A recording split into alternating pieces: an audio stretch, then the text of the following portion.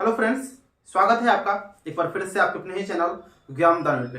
दोस्तों, आप सबों का जो कमेंट है इस तरह से आ रहा है, इतना सारा कमेंट आ रहा है कि इसको रिप्लाई देना बहुत ही मुश्किल है। क्योंकि देखिए साथियों, एक एक वीडियो में बहुत सारा कमेंट आ रहा है, तो आपका जो समस्या है वो बस एक ही है। अभी आपने तो सीटेट एग्जाम दे दिया, आंसर की से मैच कर लिया, लेकिन आपको बस एक मन में दुविधा यह हो रही है कि अगर 7वीं चरण शिक्षक बहाली आती है तो आखिर मेरा बहाली या ज्वाइनिंग हो पाएगा या नहीं हो पाएगा। यह साथियों, अभ्यर्थियों को यह मन में हो रहा है कि अगर आपका परसेंटेज कम बढ़ रहा है तो आपके मन में थोड़ा सा शंका या डाउट हो रहा है कि मेरी बहाली होगी या नहीं होगी। तो साथियों, आपको थोड़ा सा एनर्जेटिक करने के लिए और एक सही डाटा के साथ आपको हम बी पॉजिटिव करते हैं कि देखिए आपका कितना भी काइंड मेरिट बन रहा है, आपको हम बताएंगे कि कितना मेरिट आपका मिनिमम बनना चाहिए, है ना, जिससे कि आपकी बहाली हो जाएगी। तो इसके लिए इससे पहले एक प्रोसेस है कि कुल अभ्यर्थियों का संग्रह जो कि 2023 में सीटेट हुई है उसको जोड़कर हम एक डाटा आपके पास आज हम तैयार किए हैं।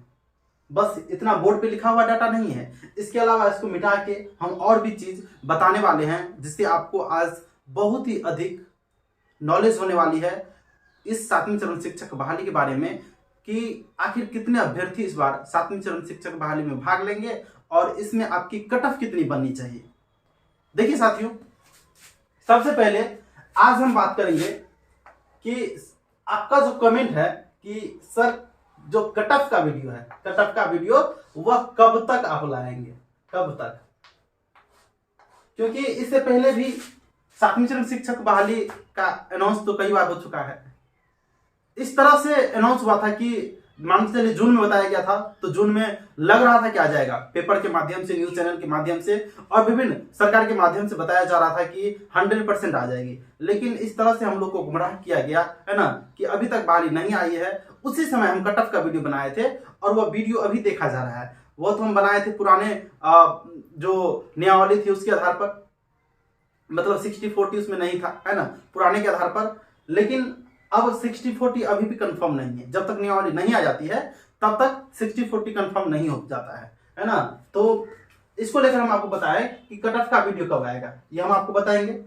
अगर वीडियो ज्यादा लंबा नहीं होगा तो इसी वीडियो में आपको बता देंगे। अगर ज्यादा वीडियो लंबा होने लगेगा तो हम आज ही आपको नेक्स्ट वीडियो प्रोवाइड करवाएंगे। अब देखिए, सबसे पहले आपको हम कट ऑफ का वीडियो हम बताएंगे कैसे, अपने मन से बता देंगे नहीं।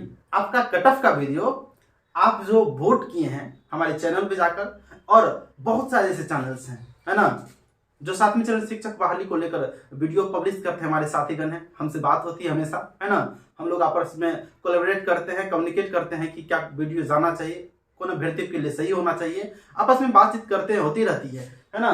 तो आप जो वोट किए हैं उसके आधार पर एक एनालिसिस डाटा हम तैयार किए हुए हैं, तैयार है मेरे पास, है ना, वो आपको बोर्ड पे शो हो जाएगा। तो उसी के आधार पर आपको हम कट ऑफ का वीडियो बताएंगे और कुछ जो पहले 6th फेज में बहाली हुई थी उसका कुछ एक्सपीरियंस, अनुभव के आधार पर आपको हम, है ना, कट ऑफ का वीडियो बनाने वाले हैं। लेकिन इससे पहले साथियों आपको हम बता दें कि कुल सीटेट में अभ्यर्थी अब तक पास कितना है, तब तो पता चलेगा कि इसके आधार पर सीट के अकॉर्डिंग कट ऑफ न जाता है ना। सीट और स्टूडेंट के जो एबिलिटी होती है, जो क्वालिफाइड स्टूडेंट होते हैं, नंबर ऑफ क्वालिफाइड स्टूडेंट, उसके आधार पर। तो देखिए, सबसे पहले आपको बताएंगे कितना स्टूडेंट पास है अभी तक जो लास्ट सीटेड हुआ है। तो इसमें मैंने पहले वीडियो पर एक प्रोवाइड करवाया था कि 2019 में, 21 में और 22 में जो फर्स्ट टाइम ऑनलाइन हुई थी, उसके बाद सेकेंड टाइम ऑनलाइन जो अभी हुई है ना, सेकेंड टाइम ऑनलाइन वाला का डाटा हम आपको नहीं दिखाए थे। लेकिन इससे पहले आपको बताए थे 90,000। लेकिन इसमें आपको तो बताए नहीं थे कि रीअपियरिंग स्टूडेंट कितना हुआ था, केवल आपको बता दिए थे इतना स्टूडेंट इस साल में, इस साल में, इस साल में पास है, तो आप देख लेते 90,000। लेकिन आपको हम बार बार बताते आ रहे हैं कि स्टूडेंट रीअपियर किया है, मतलब 2019 में जो एग्जाम हुआ दिसंबर में, उसके बाद जो एग्जाम होते आया है, तो उसमें नए सेशन वाले अभ्यर्थी तो नहीं होंगे, लेकिन फिर बहुत सारे ऐसे स्टूडेंट हैं, है ना, जो पुनः एग्जाम देते हैं। और उसके बाद जब 60-40 का मामला आया तब तो लगभग सभी स्टूडेंट एग्जाम देने लगे हैं, है ना। जितना बार सीटेट आता है सभी लोग एक बार अटेम्प्ट करते ही हैं, है ना, एक एग्जाम। तो इसके आधार पर आपको हम बताएंगे कि आज टोटल अभ्यर्थी कितना, है ना, अभी तक पास है, कितना अभ्यर्थी से आपको फाइट करना पड़ेगा। तो वीडियो बहुत ही महत्वपूर्ण होने वाला है ना। देखिए आप खुद अनुमान लगाएंगे, है ना। और सबसे पहले आपको बताते हैं, यहां पे देख लीजिए 2023 में 2023 जो अभी आपको सेकेंड टाइम में जो हुआ है ऑनलाइन सीटेट का एग्जाम, फर्स्ट टाइम तो 2022 में हुई थी। 2022 मतलब क्या 22 जो दिसंबर से एग्जाम चली थी, अभी 23 में खत्म हुई है, 7 फरवरी तक एग्जाम चली थी। उसमें कुल अभ्यर्थी पता है आपको कितने भाग लिए थे? उसमें कुल अभ्यर्थी का जो फॉर्म फिलअप हुआ था 4,86,000 और समथिंग था। तो हम 4,86,000 मानते हैं फॉर्म फिलअप किए थे, और जो समथिंग था हम समझते हैं अब्सेंट हो गया था। तो उसमें इधर देखिए कि पिछले टाइम जो एग्जाम हुआ था 2022 में फर्स्ट टाइम ऑनलाइन हुआ था, उसमें 18% रिजल्ट आया था। आपको पता होगा सीटेट का जो रिजल्ट आता है उसका रेशियो बहुत ही कम, है ना, बहुत ही कम रहता है। पहले तो 5% रिजल्ट आता था, 2% रिजल्ट आता था। लेकिन जब अभ्यर्थियों में उत्सुकता जगी है, छठा चरण का बहाली हुआ है, उसके बाद जब से यह ऑनलाइन का सुविधा अभ्यर्थियों को मिलने लगा है ना, तब से अभ्यर्थी का जो रिजल्ट है उसमें परसेंटेज में क्या होती है, बढ़ोतरी होती है। तो देखिए पिछले टाइम कितना परसेंट, 18%। कुल अभ्यर्थी जो फॉर्म भरे थे उसमें 18% केवल अभ्यर्थी पास किए थे। लेकिन इस बार हम समझते हैं कि 7वीं चरण शिक्षक बहाली है ना, बिहार में बहाली लेट से आती है और अभ्यर्थी एफर्ट लगाए होंगे, जरूर लगाए होंगे, है ना। जो पुराने स्टूडेंट थे वो भी और जो नए थे वे भी, है ना। तो हो सकता है कि बिहार में जो है ना 5% और बढ़ जाएगा, है ना। हालांकि इससे कम क्राइटेरिया रहेगा, ये बात समझिएगा। 4% 22% तक रिजल्ट आ सकती है, लेकिन आपको हम 5% बढ़ा के, मतलब क्या 18-5-23 हम मानते हैं कि इस बार अगर रिजल्ट घोषित अगर हो जाता है, 23% अभ्यर्थी अगर बिहार में पास हो जाते हैं कुल 4,86,000 में से, तो कुल क्वालिफाइड स्टूडेंट एवरेज में कितना होगा पता है? कुल क्वालिफाइड स्टूडेंट होगा आपको 1,11,780, 1,11,780। तो इसी डाटा को हम इंक्लूड करके 1,10,000 यहाँ पे हम छोड़ दिए हैं। हो सकता है ना, पूरे बिहार में कुछ अभ्यर्थी एब्सेंट भी होगा। हम आपको एवरेज बता रहे हैं, और हम ही क्या, कोई भी आपको एवरेज बताएगा। एवरेज में क्या होता है? एवरेज में आपको 2,000 ज्यादा या 2,000 कम, बस इतना का फर्क, ज्यादा का नहीं, है ना, बस इतना ही का फर्क होगा। तो देखिए, तो इसमें 1,11,780 अभ्यर्थी क्वालिफाई हो सकते हैं।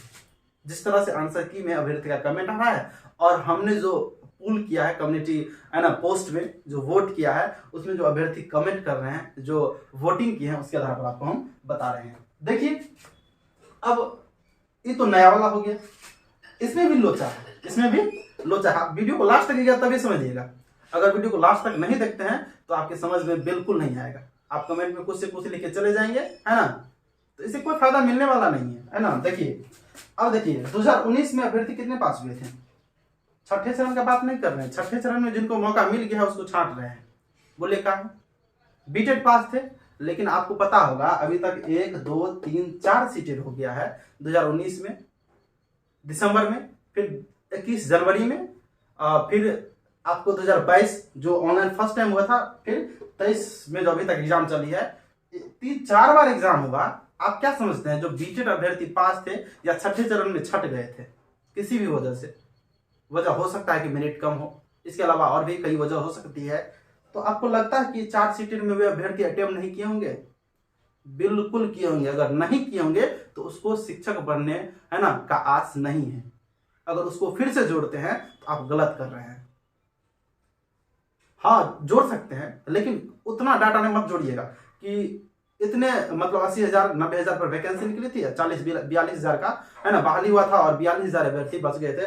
अब ऊपर से 42,000 इंक्लूड कीजिएगा, है ना, तो ऐसा नहीं, उससे कम इंक्लूड होगा, उससे कम इंक्लूड होगा, क्योंकि इसमें अटेम्प्ट 100% किए होंगे, है ना, यह हम दावे ठोक कर बोलते हैं।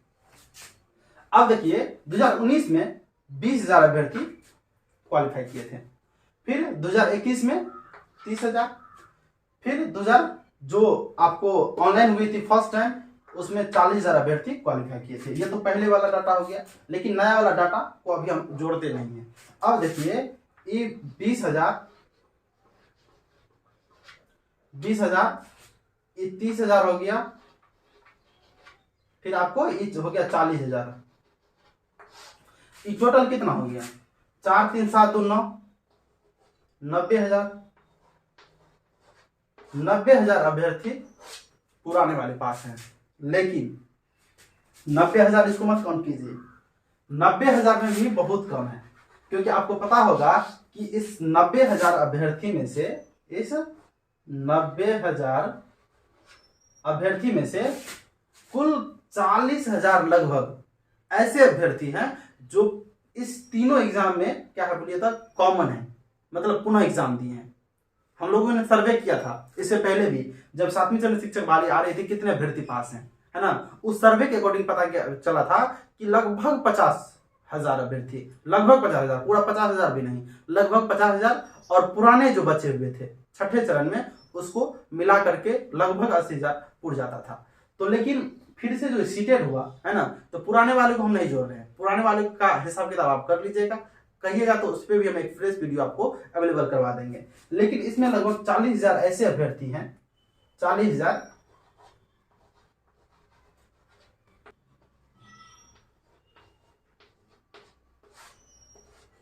अब देखिए इसमें से 40,000 ऐसे अभ्यर्थी हैं जो इसमें रीअपियर किए थे, पुनः एग्जाम दिए थे।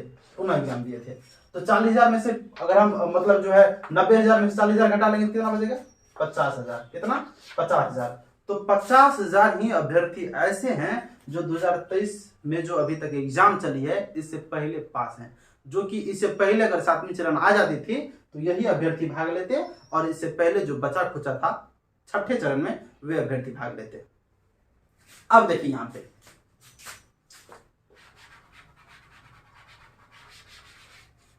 इसमें देखिए आपको यहां पे पता चल गया होगा कि पहले का अभ्यर्थी कितना है?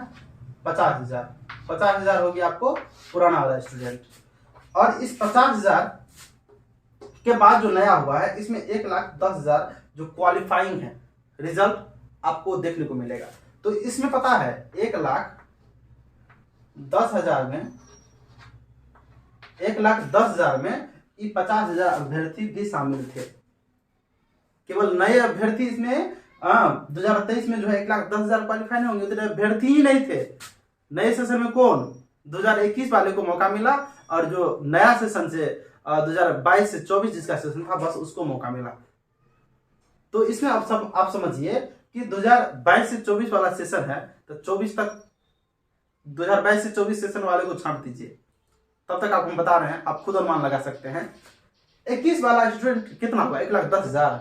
बिल्कुल नहीं, है ना। इसमें ये सभी अभ्यर्थी थे लगभग एवरेज में, है ना, ये इसमें पार्टिसिपेट हुए थे, भाग लिए थे, है ना। तो इसमें से आपको पता, यहाँ पे 50,000 अगर आप फिर से घटा देते हैं तो यहाँ पे कितना बचे? 60,000 अभ्यर्थी ऐसे हैं जो इस बार जो है नए मतलब क्या क्वालिफाई होंगे।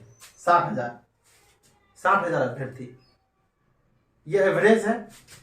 अब देखिए यहाँ पे 60,000, ये तो हो गया आपको इस बार वाला न्यू वाला 60,000 न्यू वाला।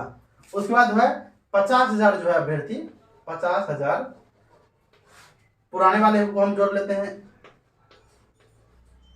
1,10,000 अभ्यर्थी जो है टोटल इस बार आपको क्या चीज में बोलिए तो 7वीं चरण में भाग लेने को मिलेगा। वो भी क्या? केवल 1 to 5 और 6 to 8, ना कि आपको 9, 10 और 10+2 वाले। इसमें भी आपको हम बताते हैं कि जिसका कम मेरिट बन रहा है वे देखिए और कितना अभ्यर्थी छटेगा। आप इसमें थोड़ा सा देखिए, इसको देखिएगा थोड़ा सा। अभी देखिए ये केवल 1 to 5 और 6 to 8 का है ना, आपको हम बता रहे हैं क्राइटेरिया।